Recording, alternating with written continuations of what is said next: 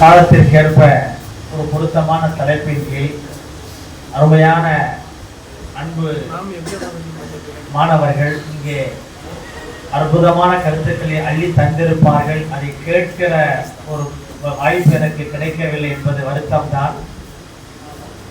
ஆரம்பத்தில் இருந்து இந்த நிகழ்ச்சியில் கலந்து கொண்டு பட்டிமன்றத்தினுடைய அணிகளின் பேச்சுக்களை கேட்டு நிறைவாக கருத்து சொல்ல வேண்டும் என்பதுதான் ஆசை. ஆனால் கால சூழ்நிலையினால் தாமதமாகிவிட்டதற்கு முதலிலே வருத்தம் தெரிவித்து,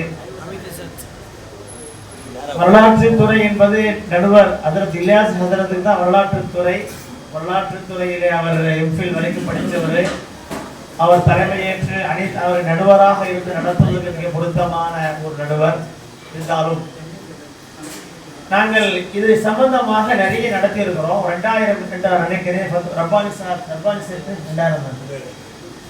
2000வது ஆண்டிலே நமது இஸ்பானியாவிலே வன்மவுல் பயான் மாணவர் சொற்பேச்சு மன்றத்தினுடைய இந்த ஆகஸ்ட் மாதம் 15ஆம் நாள் ஒரு சிறப்பு கூட்டம் சுதந்திர தின விழாவாகவே நடத்தினோம்.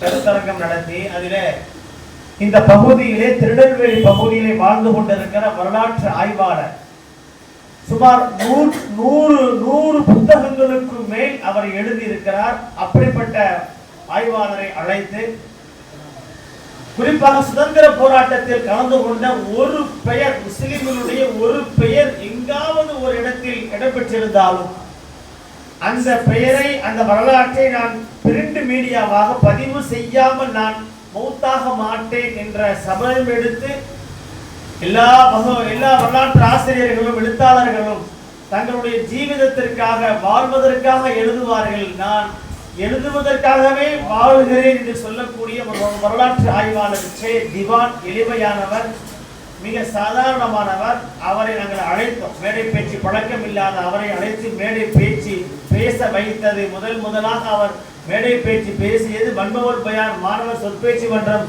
நடத்திய சுதந்திர தின சிறப்பு கூட்டத்தில் தான். அந்த கூட்டத்திலே ஒரு புத்தகம் கூட வெளியிட்டார். சுதந்திர போராட்டத்தில் ஆலிம்களின் பங்கு. அருமையானவர்களே, அருமையான மாணவர்களே, சுதந்திர போராட்டத்தை பற்றி பேசுவதற்கு மிக தகுதியானவர்கள் நாம் உலமாக்கள் மாணவர்கள். காரணம், வரலாறை நாம் படிக்க வேண்டும் என்கிற ஒரு ஆர்வத்தை ஏற்படுத்துவதற்கு தான் இந்த தலைப்புகள் தரப்படுகிறது. நாம் வரலாறு படைத்தவர்கள் தான். இந்த மண்ணிலே, இந்த தேசத்திலே நாம் வரலாறு படைத்தவர்கள். ஆனால் வரலாறு படைத்த நம் சமுதாயம் இன்றைக்கு வரலாறு படிக்க மறந்தது. அதனால் இன்றைக்கு நாம் வரலாற்றில் நாம் துடைக்கப்பட்டு கொண்டே வருகிறோம். எந்த ஒரு சமுதாயம் தன் வரலாறை மறக்கிறதோ அந்த சமுதாயத்தை அழிப்பது மிக எளிதாகும். எனவேதான் வரலாறை நினைவுபடுத்துவதற்காக இந்த தலைப்பு தரப்பட்டிருக்கிறார். ஒரே ஒரு செய்தி நான் சொல்லி நிறைவுபடுத்துவேன்.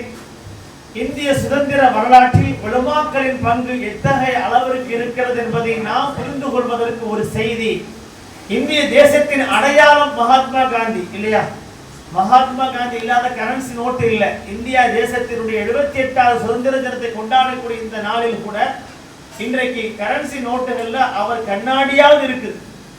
இப்போ இந்தியாவிலே சுதந்திர போராட்டத்திலே மகாத்மாவை அறிமுகப்படுத்தியவர் யாருன்னு சொன்னா, தேவபந்த் மதரசாவிலே முதல் மாணவராக இருந்த மஹமூது ஹசன். அவங்க தான் இந்த சுதந்திர போராட்டத்தை இந்த கட்டத்தில், நிறைவு கட்டத்தில் அதை தலைமையேற்று நடத்துவதற்கு பொருத்தமானவர் மகாத்மா காந்தி.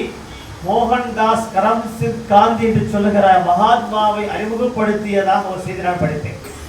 அருமையான மாணவர்களே, அப்படிப்பட்ட மகாத்மாவை அறிமுகப்படுத்தியவர்கள் முஸ்லிம்கள், அதுவும் குறிப்பாக உலமாக்கள். ஒரு வரலாற்று ஆசிரியர் தாம்சன் என்பவர் எழுதியிருக்கிறார். உத்தரப்பிரதேசத்திலே தேவபந்திலே டெல்லி பெஷாவர் சாலை இருக்கிறது. அதிலே 2 ஓரங்களிலும் மரங்கள் பேசியிருப்பாங்க. மரங்கள், அடர்ந்த மரங்கள். அந்த ஒவ்வொரு மரத்திலும் உலமாக்கள் தொங்கவிடப்பட்ட செய்தி நான் பார்த்தேன் சொல்கிறார். 14,000 உலமாக்கள் சுதந்திரத்திற்காக உயிர் நீத்த தியாகிகள் என்பது தனி புத்தகமாக வந்திருக்கிறது. வீர விடுதலை போரில் உலமாக்களின் பங்கு என்கிற தலைப்பிலே காஷிபுல்லாவை சார்ந்த உலமாக்கள் ஒரு புத்தகத்தை வெளியிட்டிருக்கிறார்கள். வாய்ப்பு இருந்தால் எடுத்து முழுமையாக படித்துக் கொள்ளுங்கள்.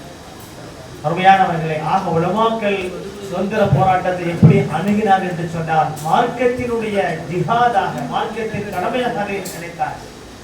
அப்படிப்பட்ட நமது முன்னோர்களான நமது உஸ்தாதுமார்கள் உலமாக்கள் நடத்திய சுதந்திர போர் என்பதை நாம் நினைவில் கொண்டு நாம அந்த வரலாறுகளை படிக்கணும், வரலாறுகளை படைக்கணும்.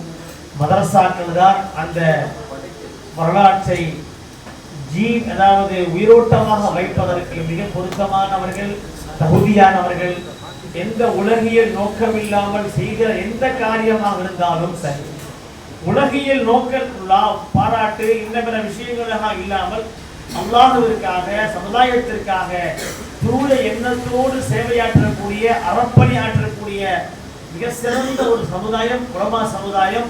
அந்த உலமா சமுதாயத்தினுடைய பாரம்பரியத்தில் ஒரு அங்கமாக வளர்ந்து வரக்கூடிய, உருவாகி வரக்கூடிய இந்த உஸ்மானிகள் உலமாக்களாகிய நீங்கள் இன்ஷா அல்லாஹ் அந்த பாரம்பரிய தொடரிலே நீங்களும் அந்த தியாகத்தை செய்யக்கூடியவர்களாக, தேசத்திற்காக வேண்டிய அர்ப்பணம் செய்கிற அர்ப்பணிப்பு குணத்தோடு, அர்ப்பணிப்பு உணர்வோடு தேசம் சந்திக்கிற எல்லா பிரச்சனைகளிலும் முஸ்லிம்களுக்கு சார்ந்த விஷயமாக இருந்தாலும், இது தேச மக்களுக்கு சார்ந்த விஷயமாக இருந்தாலும் அவர்களுக்காக போராடக்கூடிய, அவர்களுக்காக குரல் கொடுக்கக்கூடியவர்களை முன்னணியில் நிற்கக்கூடியவர்களாக உலமாக்கள் உஸ்மானிகள் இருக்க வேண்டும் என்கிற இந்த எண்ணத்தை இந்த நேரத்தில் வெளிப்படுத்தி மிக சிறந்த தலைப்பை தந்து இப்படிப்பட்ட ஒரு வாய்ப்பை ஏற்படுத்தி தந்த மன்பவுல் பயான் மாணவர் சொற்பேச்சு மன்றத்தினுடைய நிர்வாக மாணவர்களுக்கு நன்றி தெரிவித்து, இப்படிப்பட்ட வாய்ப்பை தந்த உஸ்தாதுமார்கள் உலமாக்கள் அத்துணை பேர்களுக்கும் பேராசிரியர் பெருமக்களுக்கும் நன்றி தெரிவித்து நிறைவுபடுத்துகிறேன். வாசிறு தஅவானா அல்ஹம்துலில்லாஹி ரப்பில் ஆலமீன். அஸ்ஸலாமு அலைக்கும்.